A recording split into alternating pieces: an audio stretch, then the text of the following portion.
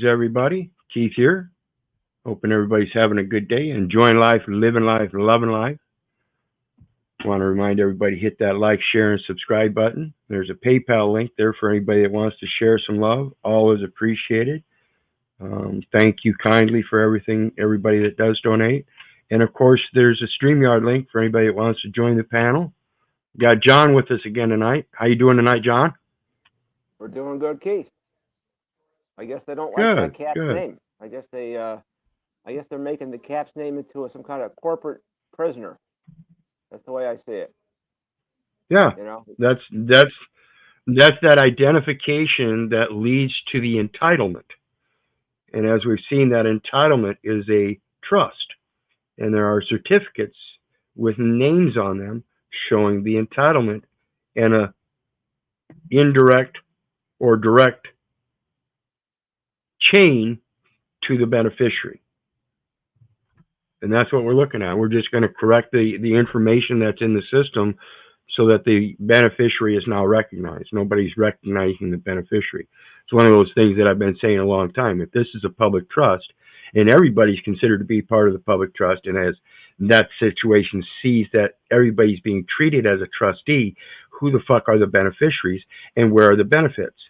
And then they want to placate, well, those are the people on Social Security and disability. And no, those are the people you're saying are obligated to show an identification. And that very identification says that you're a person of the trust and not the actual living soul. There's a distinct difference.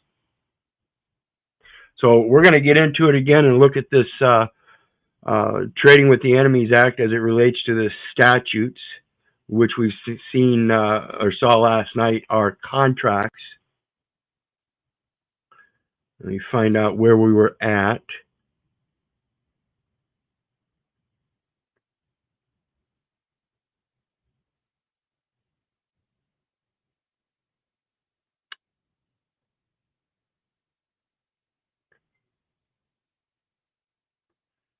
Okay, here we go. We left off yesterday. This war is to be won as much by dollars as it is by men and guns, said Representative John Jacob S.W.A.P. And for this reason, we are trying in this bill to make it impossible for a dollar of trade or business to inure the advantage of the enemy. Remember this term, John? Trade or business. Yep. We're going to take a peek real quick and show everybody again what that term means in accordance with the tax code, 26 U.S. Code, the tax code, 7701, definitions. And this is what they define as trade or business as stated in the Trading with the Enemy Act as it relates to the federal statutes of this tax codes. Go down here to number 26, trade or business. So there is a definition for that specific term as used in the Trading with the Enemy Act, and it says the term trade or business includes specifically because it mentions no other thing. So this is a specific mention as it goes to adjustum generis, includes, which means it excludes all else, the performance of the functions of a public office.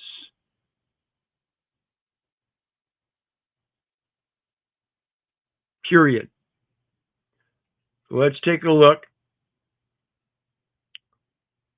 So you can't use your functions of public office while you're actually performing them and not presumptively. See, that's the problem. They lay a presumption through the 12 rules of or the 12 jurisdictions of government, the 12 presumptions of government, and one of which is public service. So, governmental seizure of private property for public ends was not as surprising in 1917 as it might have been 3 decades earlier, before social and economic reformers had significantly expanded the role of the state. What was 3 decades earlier? 1870s, 1880s, shortly after the Civil War, the emancipation of the slaves? That was the 14th Amendment, folks, and they were starting to mold the United States citizen as we see it today. Hitler's willing executioners demanded to have papers in order to identify them on their fucking homeland.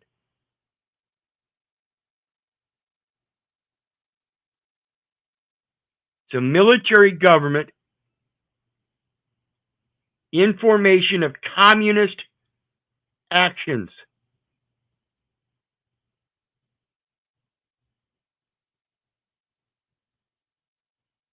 I say that very seriously.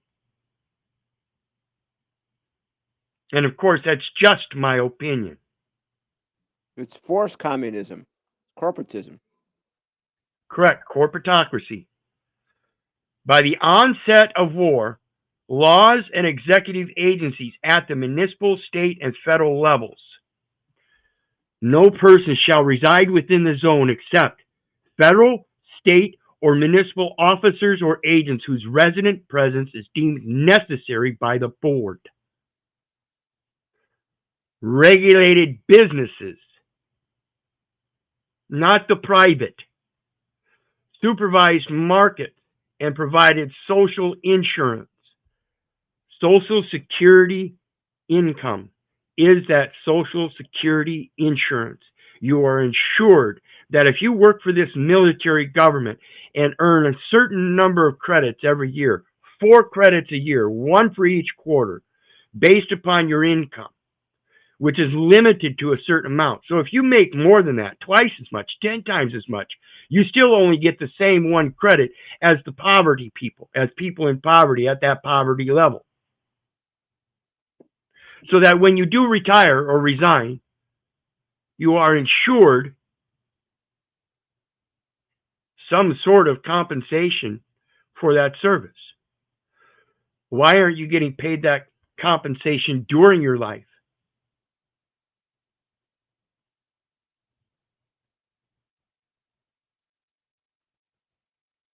See, you work in your official capacity with that ID and don't get paid for your data consultant capacity, for being able to provide the correct and appropriate data. Of course, if you were, most people wouldn't get paid very much because they don't understand the concept of those data elements.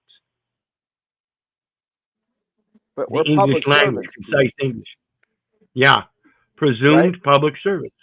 Yeah. Right. So break the presumption of public service. Can you do that, John? Well, yeah. Of course I can. Okay, I'm gonna show you how I break it, because again, Public Law 97-280 basically pointing out that principle supreme law of the land is founded on the scriptures.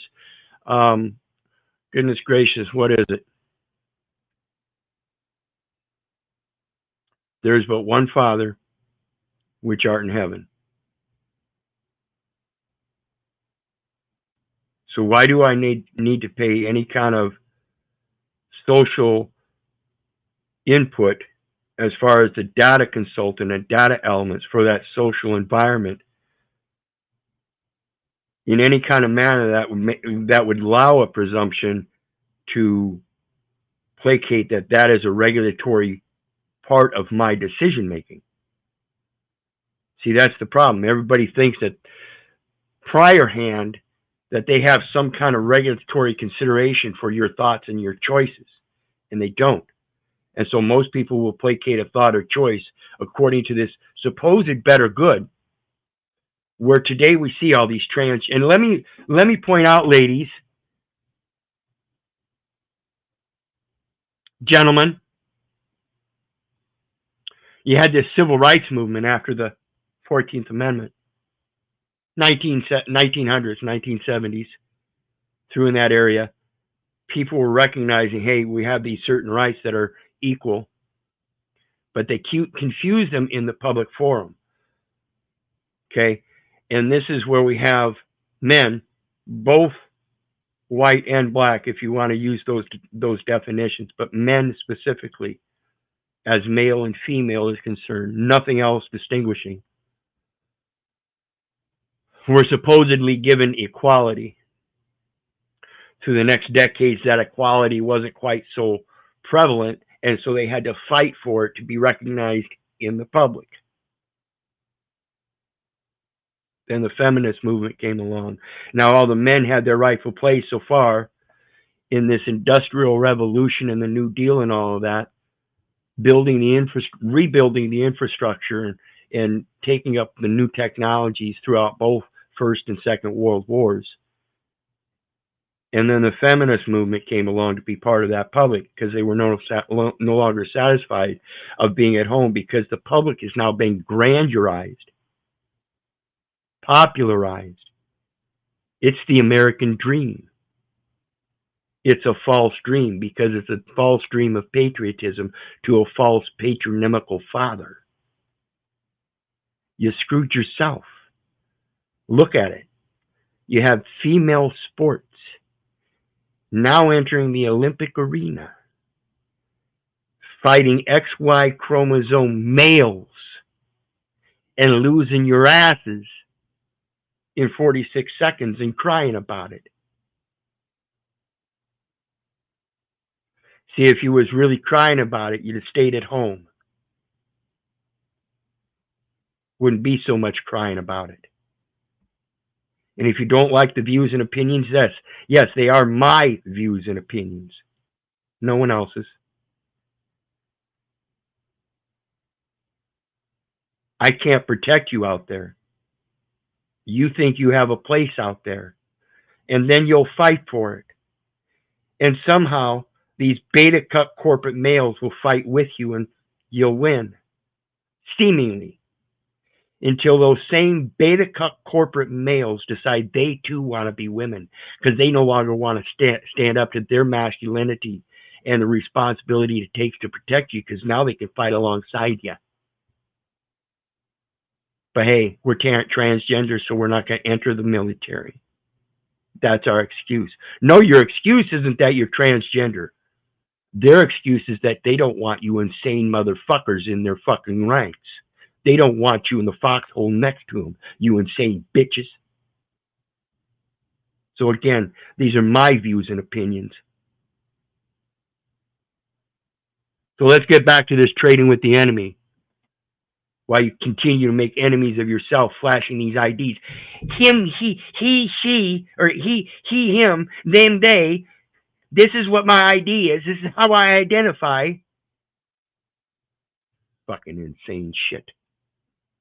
Started long ago with identifications, and you seemingly thinking that's so important, and therefore you forgot all about the message, and now it's all about me. This is who I am.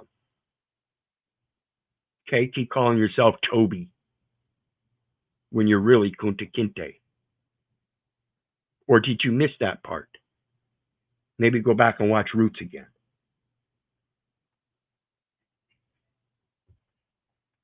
Anyway, sorry about my diatribe there.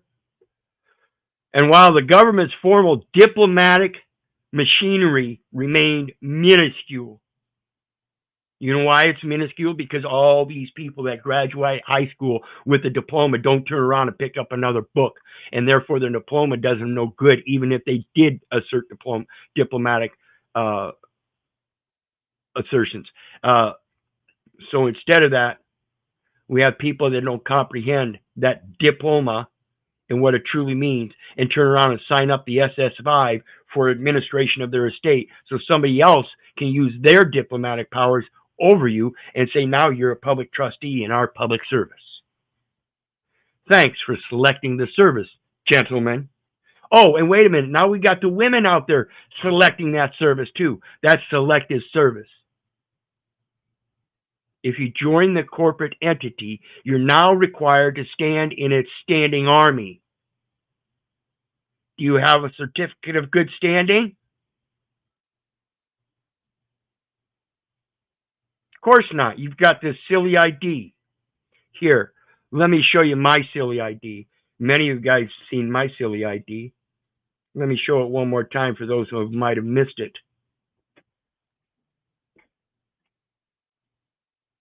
Look at that. There's my wallet. See, I don't carry my wallet in my pocket. You can see all the dust and everything on it.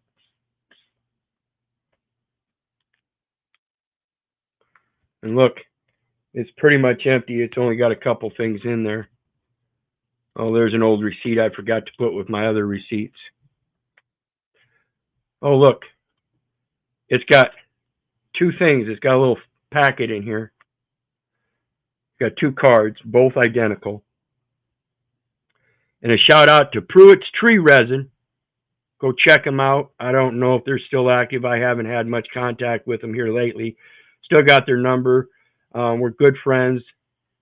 Things have gone different ways for each of us. And they've got their life keeping them busy. And of course, I'm doing my thing with me and my companion situation, but we're still good friends. And this is what's known as private credentials.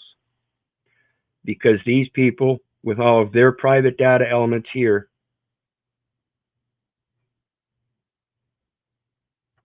you can see it's Pruitt's Tree Resin, where good health and healing comes naturally. It's the nature of tree resin to heal. Pruitt'sTreeResin.com, Facebook.com, The Miracle Salve, YouTube, Pruitt's Tree Resin. And then on the other side, Pruitt's Tree Resin, where good health and healing comes natural. Owner and minister, Matthew Pruitt, PMA.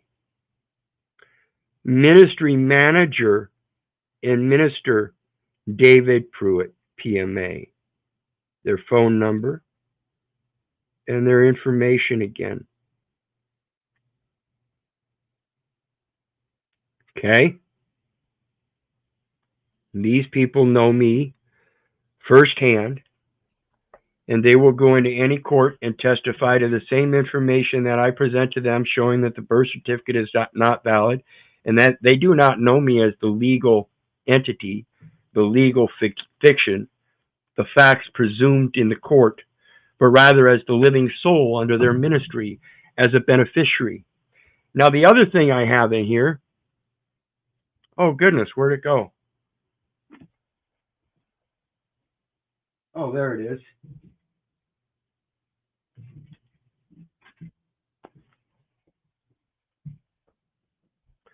This is my own bicycle driver's license. And this, folks, is just as valid as their driver license for a guy like me. See, their driver license isn't valid. I can't take upon the performance of the functions of public office and get a driver's license, nor can I presume or let it be assumed that I am a resident or a United States citizen, as those terms are defined in their code. Go ahead, John. And you're not a common carrier. You're not under a general services contract. Correct. I'm not an eligible contract participant, nor am I going to allow that presumption to ride anymore. Sorry, I'm not eligible to participate in the contract, but I can offer private third-party data elements in consultation, private consultation, so that things may be entered into the record appropriately. Notice the language I use there, folks, is very simple, concise English, and they have to be able to make appropriation of funds. So you have to give them the appropriate data elements that will do that funding. A man is bonded by his words. Your words create the value. So let's go back to it.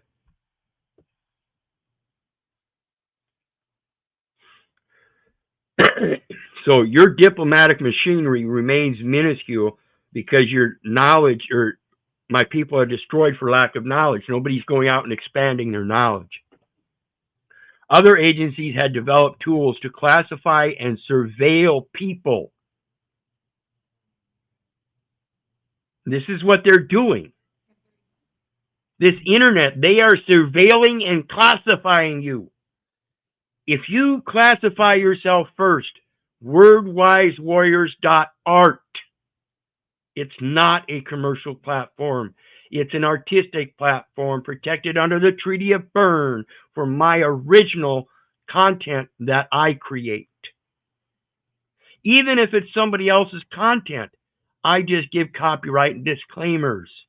It's all there. And goods that entered the country while pursuing fugitives who exited it. Why do you think I keep telling you about the passport? They're looking for fugitives. They're trying to keep fugitives in so they can't escape. Correct the record. I'm not a fugitive. I am an amnesty. I am recognized as an American national with interests superior or at least equal to the same station as the United States, demanding the international protections of my person under their Fourth Amendment. Consolidations of those amendments, of which exist only under the Universal Postal Union's Constitution, to which they have a charter. Freedom of transit is guaranteed throughout the entire territory of the Union. The passport is for a commercial contract with fugitives that have IDs. Go ahead, John.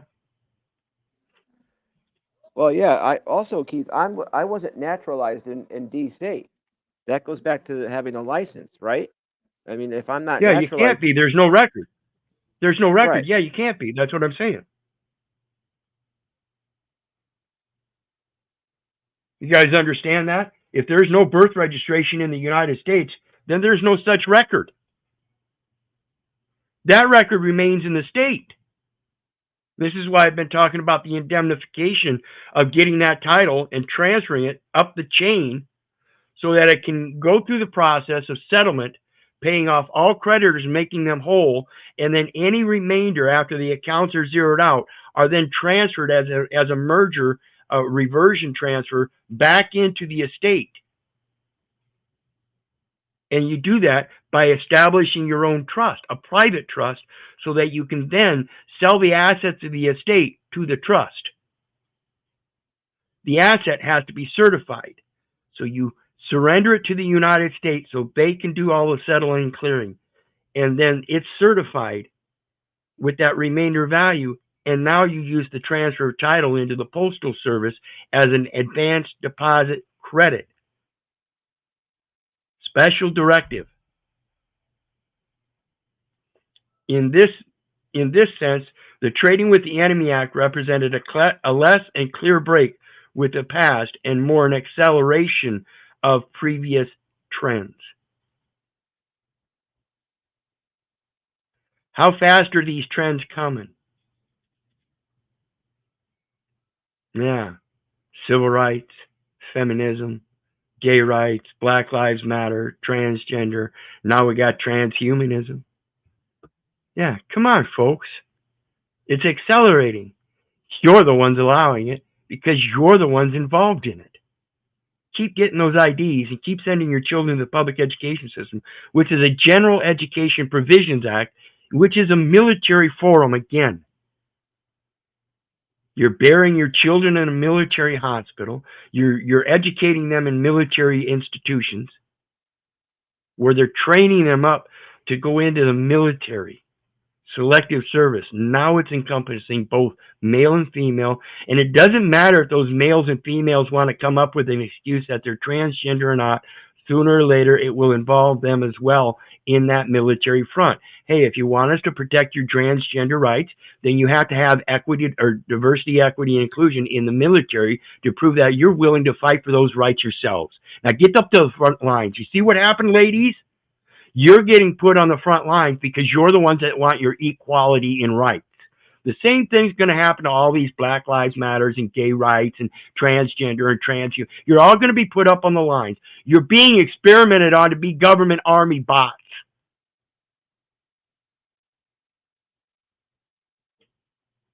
Again, just my opinion. Yeah, feminism was a big screw up. Absolutely, civil rights was a big screw up.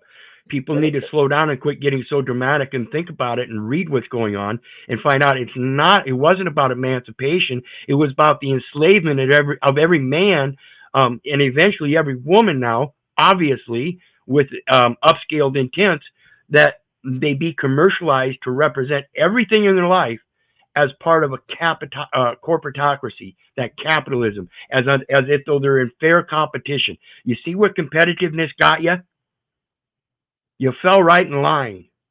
You started fight and quit fighting to be equal with the neighbors, keeping up with the Joneses. You don't need to do that. Just do what you got to do. This is the parable of the talents. If you start out with 2 talents, at least go out with those 2 talents. Generally, if you do it right, conscientious, especially after a process of learning, you should be able to go out with 2 and come back with 4.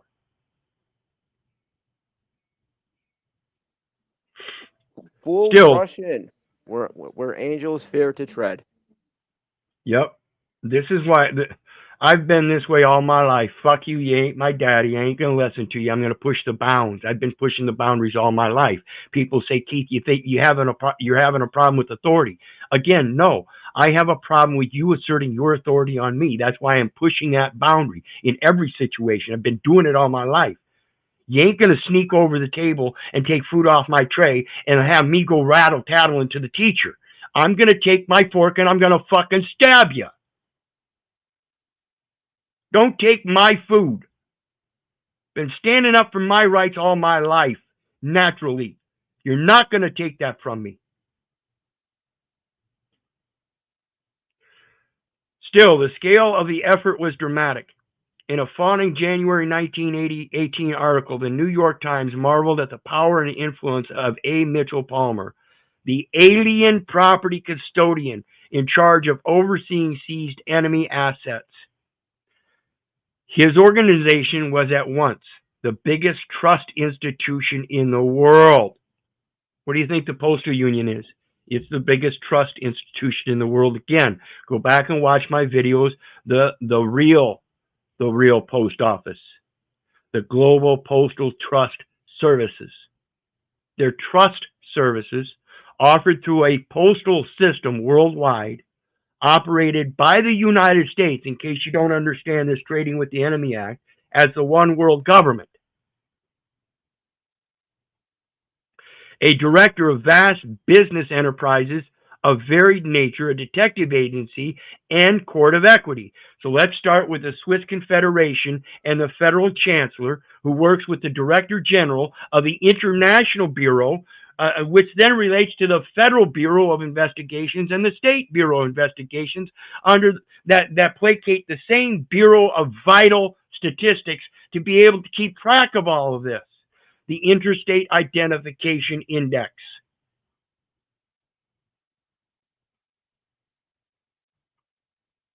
It already held, it already held 135 million worth of enemy property.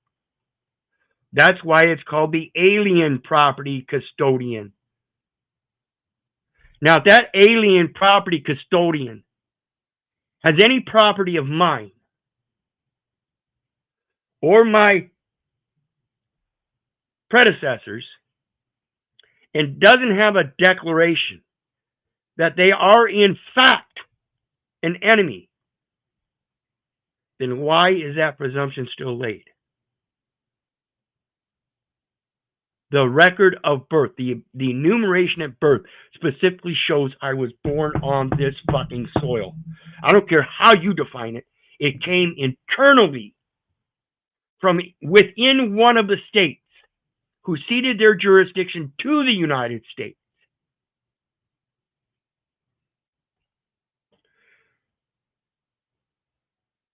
And daily took in more. Daily. And they continue it to this day. Under emergency powers.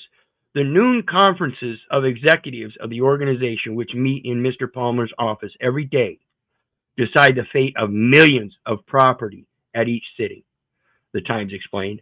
Palmer had become a kind of general receiver. This is why I talked about with the dismissal of the failure to appear for jury duty. The first time they tried to press that, I had to let them know they never got personal jurisdiction because it showed in the record that no one received it. There was no receivership for the court to then be able to acquire personal jurisdiction. Okay, well, we'll withdraw the bond, which I don't think they did, and after doing a forensic audit of the record, I'm sure we'll find out. That's why I did the tort claim. They're going to charge the costs are taxed to the defendant for $96.06, when everything before that said zero finances, zero charges, and now all of a sudden they're going to put charges with no bond found, and then the judicial officer placed a $350 bond that then she said was withdrawn. So how did they do it without placing another bond? Or did they actually leave that bond running? See, they didn't freeze it, did they? Running, as I mentioned, running instead of freezing, running all kinds of businesses. He was, a later headline quipped, the biggest big businessman. Initially, such authority was meant to be temporary.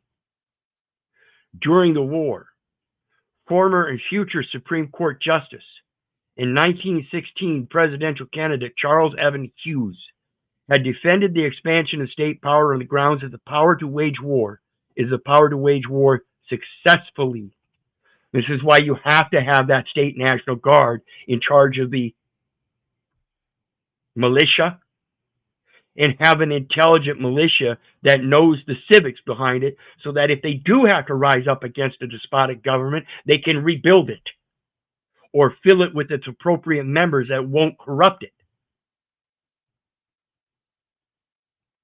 Expanded powers during wartime were part of the constitutional plan, he argued, but only if they were restricted to wartime.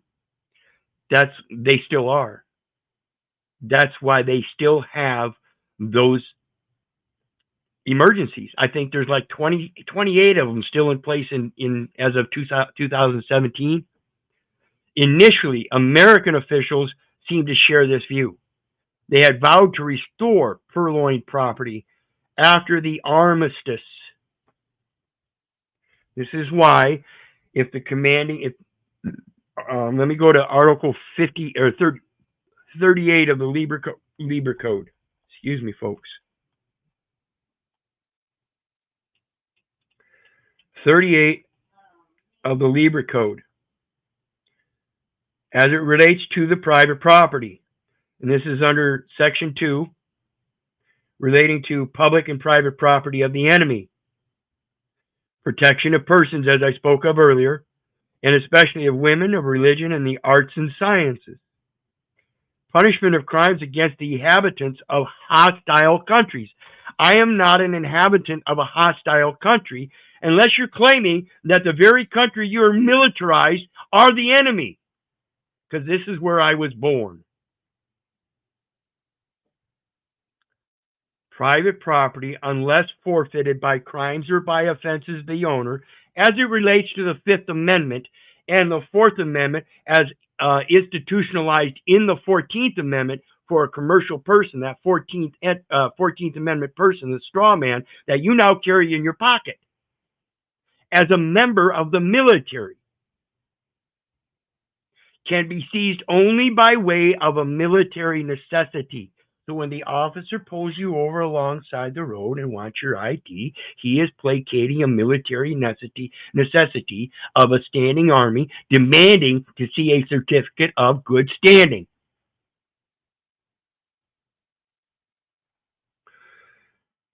For the support or other benefit of the Army or of the United States.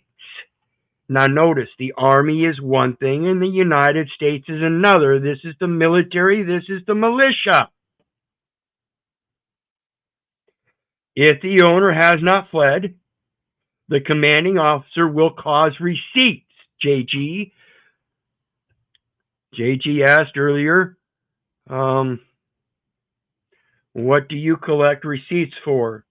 The commanding officer shall cause receipts to be issued. Greetings, JG. My apologies if you've sat there for a while. How you doing tonight, brother? Good, man. Excellent, excellent. So let me finish this off. It says, if the owner has not fled, this is the thing about standing. I remain in my standing. He commanded, and it was done. He spake it, and it stood fast. If the owner has not fled, the commanding officer will cause receipts to be given. I have receipts issued by a commanding officer, and it says right on it, U.S. debit. So it must have extended from the U.S. President, Commander-in-Chief. Otherwise, I would not have it in my hand in the name of the United States, which may serve the spoliated owner to obtain what, JG?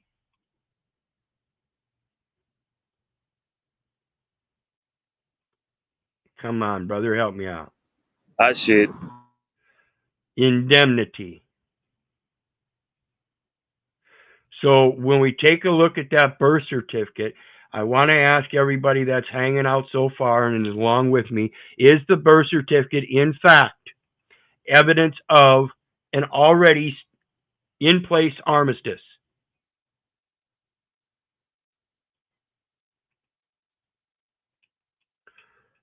Let's go to Article 139.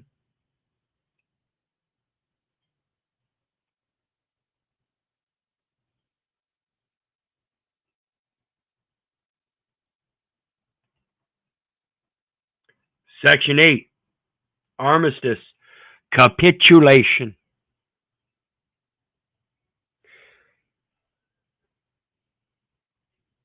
An armistice is binding upon the belligerents from the day of the agreed commencement, wherein you present the indemnification as evidence. I am in receipt of a certificate of birth, a birth certificate signed by the governor, commander-in-chief, and his registrar, with a seal from each. Those seals represent, in succeeding to the United States, full faith and credit of the United States in bond form. 18 U.S.C. 8, obligation or other security of the United States, includes all bonds. But the officers of the armies are responsible from the day only when they receive official information of its existence. The military has issued it. The state's, embassy has not received. See, even though the selective service, you signed up for selective service. So they've received notice that you're working on the corporate side of the military. They haven't received notice that you've retired, resigned, or are not subject. You gentlemen with the DD 214, and you didn't retire, and you resigned to continue on in civil service so you get a license and have a job or create a business. That's all you did. You remain in the military. You have to give notice, I believe, to the embassy and the adjutant general, and that's the chaplain and the adjutant general at the state embassy. Again, equal station in life. So let's go back to the Trading with the Enemy Act. You guys got anything on that? No, I'm just listening. No, but a military doctor signed my birth certificate. Correct. And that's the correlation of that county registrar and the doctor signed the certificate of live, or the statement of live birth at the hospital, and then he took it down to the county registrar, or the treasurer at the hospital did after he signed it, and had the registrar sign it, which is the third signature. And that's what the registrar was doing, was signing as a third-party witness that he is giving a instrument over to the state that has 2 signatures already showing a supposed binding contract. Okay? And that was a hypothecation. I'll go over that after we finish up with the Trading with the Enemy Act. So when we sign things, right? When we give the signature, we're taking the role of the straw man. Correct. Unless you qualify it as otherwise, as the third party benefactor, signing on behalf of the beneficiary so named in the instrument. He is not a trustee. There is no thought of confiscation or dissipation of property, thus held in trust. See, if it's held in trust, the fact is, otherwise, if you know what's being stated here, again, it's a military law, and in military law, private property is technically held in what's called abeyance. And that's truly what the foreign property custodian should be holding, and that's why they stated earlier that it was for disbursement back to the true owners, or the valid claimants, whatever, however they put it. But that's the effect, is held in abeyance. Military only holds private property in abeyance until a rightful owner comes forth and makes a valid and proper claim. And a claim is a claim against abandoned property. And that's a Postal Service definition. We've seen that before. Palmer assured this was a protection to the property owner against unjust seizure, promised Secretary of State Robert Lansing, when in fact it's an inclusion. That's that diversity, equity, and inclusion. And because you've been included and you prove yourself to be included by carrying that ID, you are now subject, just by that presumption, to all of those statutes, codes, rules, and regulations, as whatever officer is dealing with you has precluded and discerned discerned. He has a right authority to place upon you. And again, you got to remember, these people don't know the law. They really don't. They're trained in military tactics themselves in those police academies, folks. That's a standing army. They don't know the first thing about fucking law.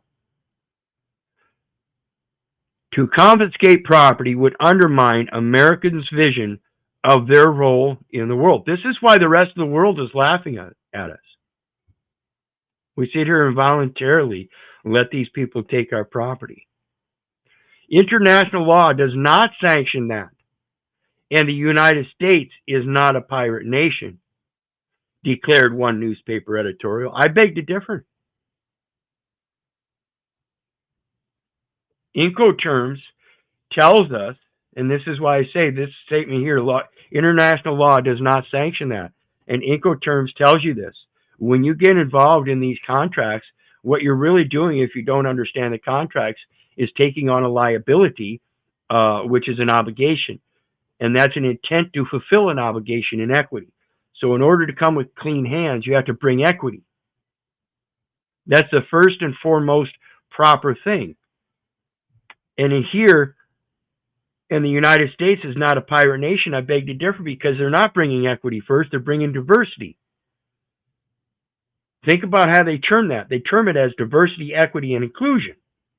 And they're dependent upon the diversity, thinking that they're going to include you in this system to be equitable by including you. That's not equity. Equity is truly your singular ability to provide a remedy of an exception to being included. Surely after the war, the right of ownership will be recognized, and there will restoration of the property be taken, and there will be restoration of the property taken. I guess they missed something there. And that's technically the way they intended it. But of course, because it's corrupt and people don't understand what's being said, and that's where the corruption is coming from, they're using their own discernment in reading this stuff and then administrating their discernment without proper legislation. The administrative process has been taking property without just reasons because they have no just authority to do so for many decades. And like I said, the Supreme Court recently ruled on the what is it?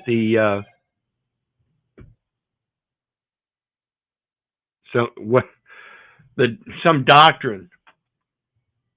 I can't remember it. Brain fart. I got to have another hit, folks. You got anything on that, John? Can you help me out there? What doctrine it was? Yeah, no, I can't do that right. If I could open up my other screen here, I'll pop it up. Yeah, let's look it up.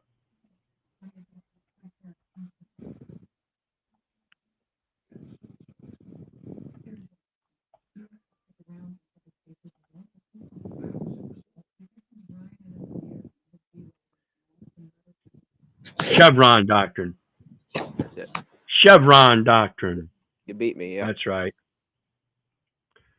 Yeah, when they overturned the Chevron doctrine, it was because they realized that the administrative courts, in their federal designation of powers, the administrative courts implied and discerned that power to mean that they could make their own discernment, which is inconsistent with not only the federal designation, but the constitutions. The statutes, as discerned by the administration, are supposed to be consistent with the Constitution. Otherwise, they violate one's rights. This is the 10th Amendment. See, anybody wants to make a claim against violation of rights, you've got to make sure that these people are understanding that they're not comprehending the separation of powers and that they're going outside of their powers. And that's the 10th Amendment. You have no right to assert a greater power than that of the people. In case you do not understand the 10th Amendment, the power is so delegated to the United States in the Constitution, which were delegated by the people and not by the Constitution. The Constitution cannot delegate other people constitutional powers. Those powers that were delegated in the Constitution were so delegated by people. You cannot supersede those powers. That's the real issue on separation of powers.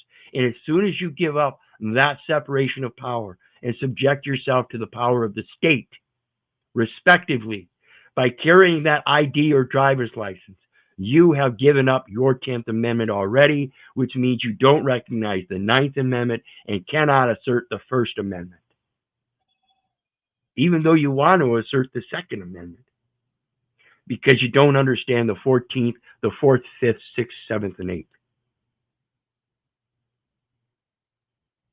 My people are destroyed for lack of knowledge. Go ahead, John. So, and even internationally, under like the International Covenant on Civil and Political Rights, if a living man invokes his powers there, I think we're protected there also, but I don't know much about it. Well, yeah, and that comes to knowing what those powers are, where they extend from, and that they don't extend from even the people. See, people are the ones that are supposed to get credit, and that's because they're supposed to put out the credit through their meritorious actions. Actions speak louder than words, and that is our motivation. What moves us to do the things we do? And that comes to that intellectual intent, that spiritual intent, if you want to call it that. You can't give credit for anything else other than that. You were moved for some reason. What was that? Was it your own free will, or was it the will of something greater? This is the first step in any 12-step program. So as we continue on, it says, this promise proved empty. Instead, a series of amendments to the Trading with the Enemy Act gave Palmer ever-increasing powers over seized property. On March 28, 1918, he received the authority to sell off seized assets And see, this is the problem. Once a foreign custodian has property that is seized and is in dispute, because there is no determination of whether that property actually belongs to an enemy, because that has not really been determined yet. It's just a presumption yet. And they're supposed to, as a military force, hold it in abeyance and keep it and protect it just as if it were a national treasure. Because you never know. The one you're holding, the one's property you're holding might just be an American rather than a United States citizen. He might be one of the people instead of a 14th Amendment citizen. He might be a living soul instead of the man in the documentation. Palmer argued for these powers on grounds that German investment was not simply a private commercial matter, but formed part of a threatening national strategy. The great German-owned industrial establishments were spy centers filled with the agents of Germany, long plotting against the safety of the United States. Do you see the same story there, John, of what Germans Hitler did with the Jews and said that that was the blight on humanity? Do you see the same story saying that German private industrial investments were the blight against United States economic markets? Yeah. While remembering the one world government is now the American government, the United States, as a corporate entity. Go ahead. No, I definitely see the parallels there. Yeah.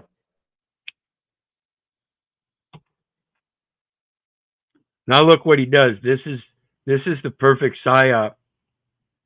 If we think back to King James, it has been a knife at the throat of America. Remember when the people had the knife at the throat of the king? The Trading with the Enemy Act, folks, is the knife against your throat by the very supposed presumed kings. You better wake up. And again, this is just my opinion. Recognize the government. I am not a sovereign citizen. I recognize the government. I understand their plenipotentiary powers, as even the president can't present plenipotentiary powers within himself. He himself still has a cabinet that he delegates other powers to. Critics would later allege that the true motivation for confiscation was personal enrichment. Indeed, after the war, many well-connected individuals bought companies at below market prices. And a series of high-profile scandals ensnared Palmer's successors in 1920s. In 1920, for instance, Thomas W. Miller was sentenced to 18 months in jail for returning some $6 million in assets to a German-linked concern in exchange for a $50,000 bribe. See, it's when they see those kind of book exchanges that they know something's up. The Trading with the Enemy Act also boosted U.S. corporate fortunes. On November 4th, 1918, a week before the armistice, an amendment allowed Palmer to permanently repossess German chemical patents. Can you say pharmaceuticals? They took over the pharmaceuticals first and then prevented the social insurance program through a Medicare, Medicaid, military insurance. You're all just a rat in a cage, despite all of your rage. In April 1919, his successor, Francis P. Garvin, sold 4,500 patents to the newly formed Chemical Foundation, of which Garvin was president. Though their value was estimated at up to $8 million, they were transferred for only $250,000. The foundation then licensed them to use chemical firms, helping to jumpstart helping to jumpstart the post-war U.S. chemical industry. Yep. And pharma means poison. Yep. Which eventually emerged as a challenger to the German concerns. See, they took all of those documentations after the Second World War, after they'd already started taking over the industry worldwide for their one world order, and they took all those German scientists, Operation Paperclip, after the Second World War again. This was all planned out, folks. Again, in my opinion. Recognize the government for what they did, what they are doing. They've been putting fluoride in your water since World War II. The end of the war brought little relief for foreign property owners. In 1921, under the congressional resolution that formally ended the war with Germany, the United States retained all property it had seized. This echoed Article 297 of Versailles Treaty, which permitted entente nations to use enemy property to repay the claims of their citizens against the defeated powers. So, say I had a son that went off to war and got killed in that war against Germany, I have a right against that property for reconciliation because some German killed my son in that war. How is that? My son's the one that decided to enter that war, dumbass. That's not what I would teach him. To defeat one's opponent without fighting is a supreme excellence.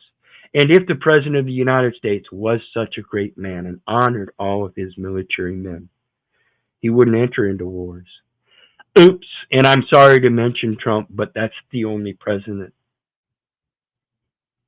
for a long time. And again, I don't vote, never registered to vote. I don't promote Trump. I'm just pointing out facts. Congress, meanwhile, left the Trading with the Enemy Act in place, even as it terminated most other wartime measures. As Representative Nicholas Longworth explained, the Trading with the Enemy Act is now the sole bar to the wholesale dumping into the American market of German goods, notably dyestuffs, coal tar products, and so forth, and the only safeguard absolutely to existence of the new chemical industry in this country. What do you think, gentlemen? Sounds like we got a lot of German products in this Americans, right? Anybody look at those labels? You understand what's going on? That farming industry? Anybody look at who those people are? Pfizer? Is that German? You know, where did they come up with Pfizer? Who are all these people? Johnson & Johnson, things like that. What are their backgrounds? What is the competitive market? Did you notice the claim that you can sell a patent to the United States for that license? Do you understand how the United States now has your property? You've only got a license to use it, and they're in possession of it, and they can sell it. They can pledge it on your behalf, hypothecate it, and pool it in with others in their name, sell it as a collateral through collateral documentation. Now other people have a claim on that asset, and you only have a claim to be able to document it and reverse it. That's why I got to get a bicycle, because you own the bicycle. The bicycle is yours. It's not the military's. Well, it's not necessarily even that. You can make your own conveyance from ground up. You can use the same concepts they use. You could even use the same materials they use and just make it. You are the one that created it. You don't have to go buy a Ford. You don't have to go buy a Chevy.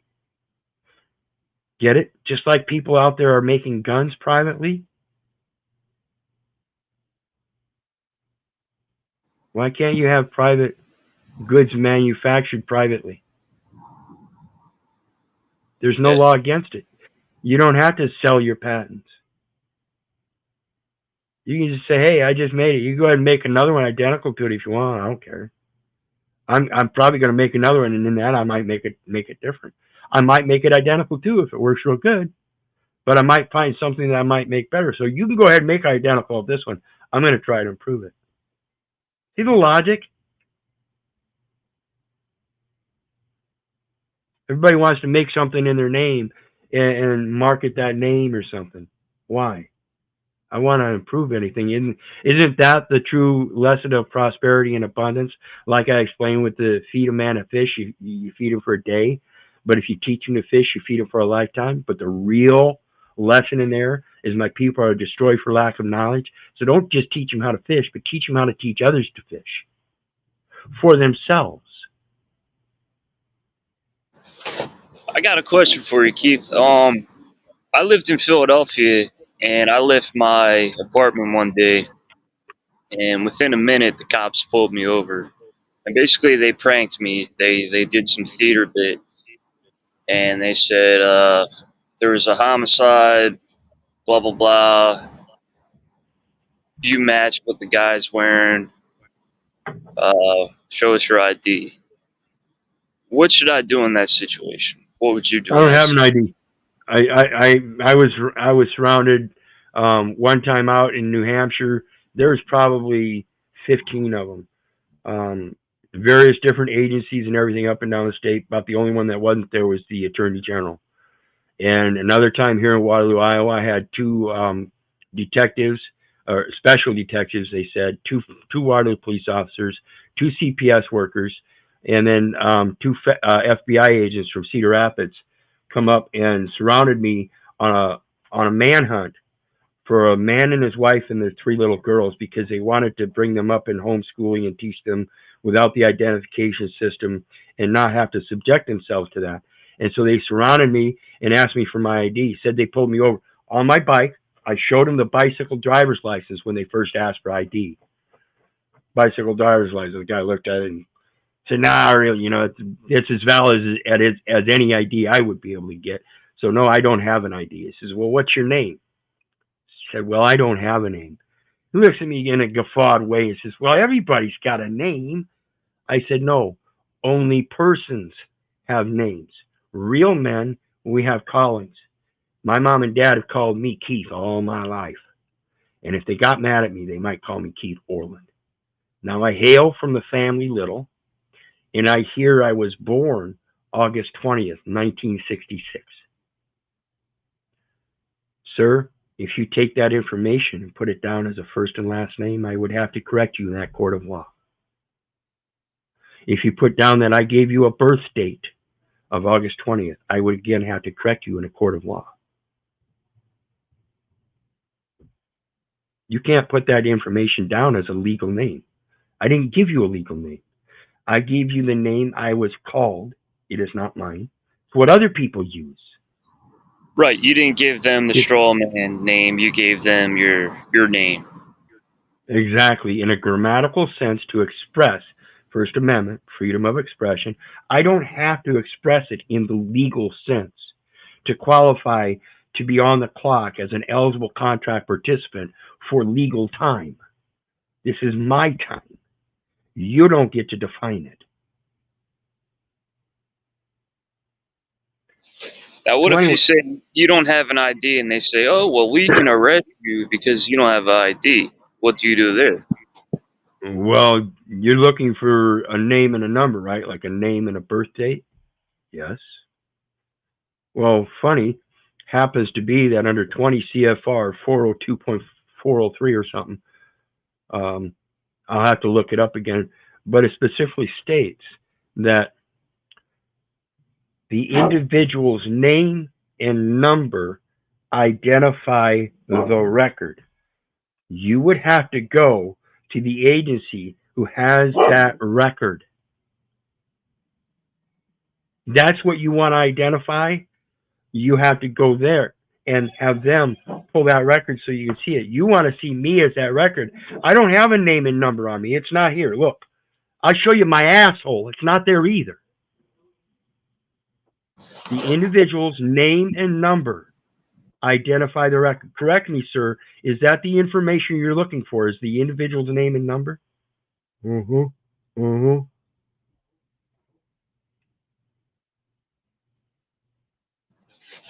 So you would give them, say, Keith Little, and then you would just say, I was born in 1964, right? I would not give them that. I've been called Keith all my life. Right. I hail from the family Little. I hear I was born around August 20th, 1966. That's all hearsay. Every last bit of it is hearsay. He can't write it down as if though I gave him first-hand witness. It's hearsay.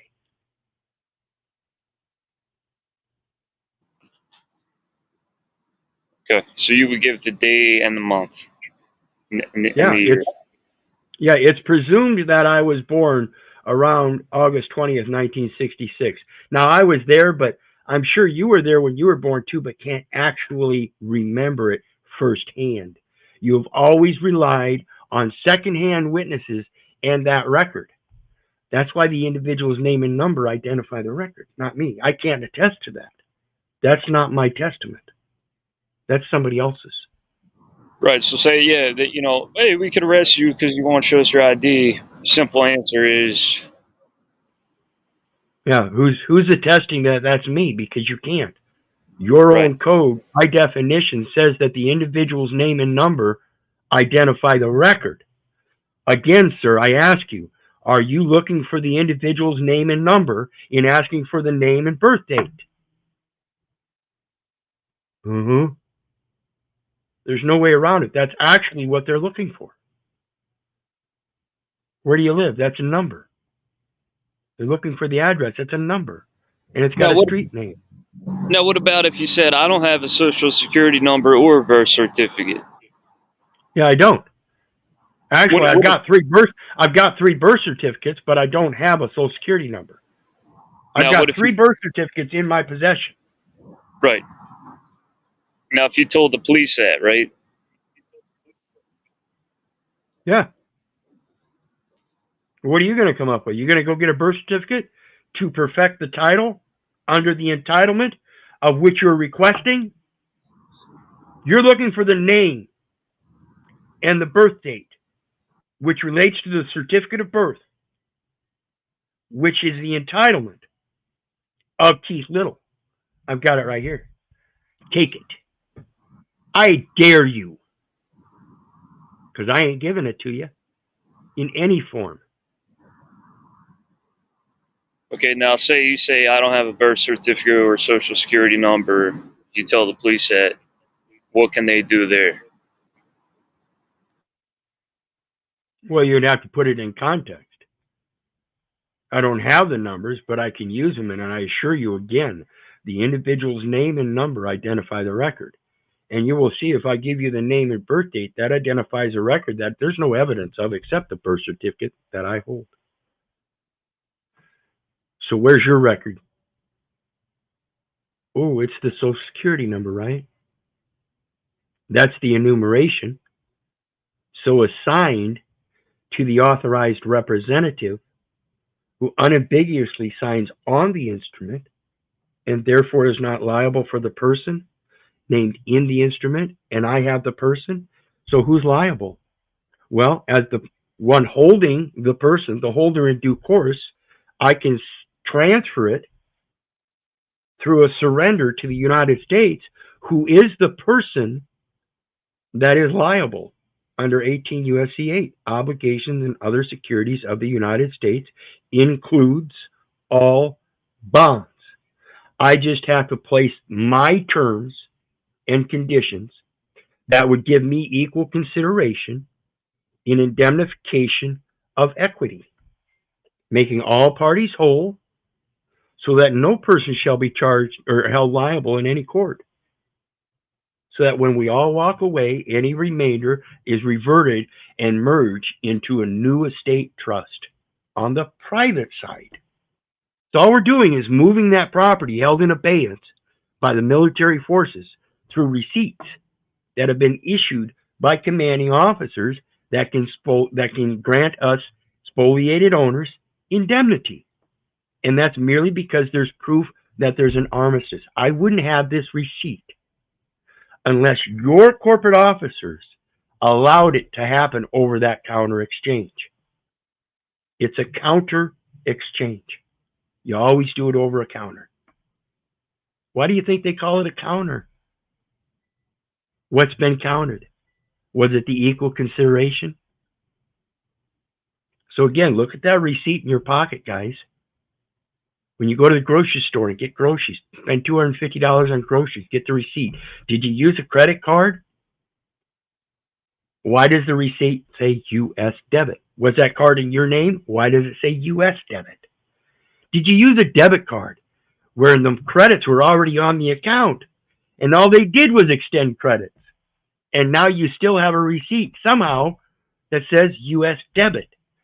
Shouldn't the credits that already exist, even though it says debit card, be used as credit? Isn't that what they truly are? Yes. Anyway, that brings us to the end of the stream for tonight. We'll come back and finish it up, I hope. Let me take a look. I think we should be able to finish it. Well, maybe another two more. Yeah, maybe another two more videos. Maybe three. Oh, shit. Well, three or four videos, we should be able to finish this up. But that brings us to the end of tonight's. I don't want to make them too long. So people can build this information up. Understand what I'm saying.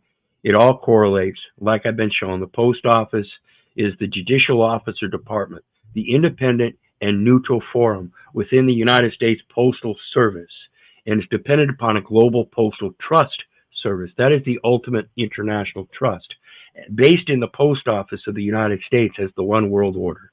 They are the contracting powers of the world, and you're presumed to be that eligible contract participant through an identification system.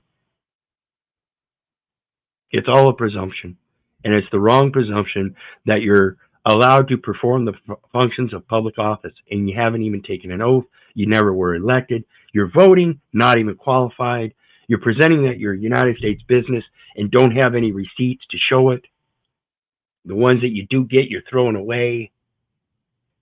At the moment, it was presumed by using this card that I was conducting business affairs of a United States business. The commanding officer issued a receipt that now allows me as a spoliated owner, because I'm not running a business, to indemnify myself through an offset of the charges where no person shall be held liable in the court, and the United States can relieve that debt and not sink further into debt because the United States business never qualified and still put a public liability on the record. I'm not going to do it anymore. I understand how it works. And this is what I hope I can help other people understand. Get out of that public venue, quit creating more public debt, learn how that private property actually works through the paperwork and how they're taking it through the paperwork. You guys got anything on the way out? Oh, I'm good, Keith. Good show. Yeah, awesome. Thanks for the knowledge. You bet. All I can do is pass it on and hope you guys are comprehending it. Like I said, I can explain it to you, but I can't comprehend it for you. So make sure you don't believe me. Don't believe the neighbor. Don't believe the government. For crying out loud, don't believe your mother. Do your research so you know. And you guys know me. I love you, but I don't give a rat's ass whether you love me back. That's to say I don't care if you hate me. I don't care if you don't respect me. That's on you. So may God bless you. And if he does, maybe share some love with that PayPal link in the details section. Every little bit is appreciated. And I'll see you again next time. I'm coming back here in about 45 minutes to show you some more of that masculinity and sanity. So join me again then. In the meantime, be blessed, and we'll see you next time.